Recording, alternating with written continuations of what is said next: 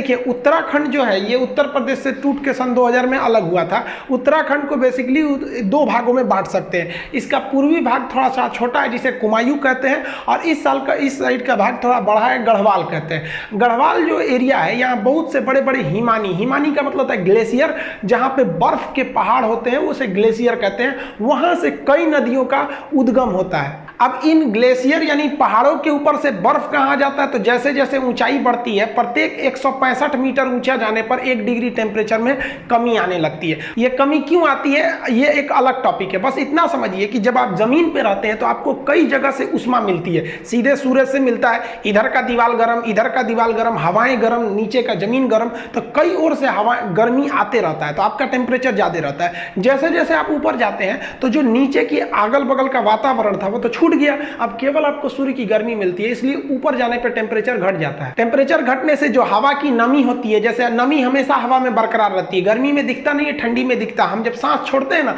तो ठंडी में वो नमी दिखने लगती है, गर्मी में नहीं दिखता है। वही नमी इन पहाड़ों से टकरा कर एक बर्फ का स्रोत बना देती हैं, और वही नीचे से पिघलकर नदियों का उद्गम स्रोत बन जाता है। तो नदियों का उद्गम स्रोत पहाड़ी का हिमानी यानी ग्लेशियर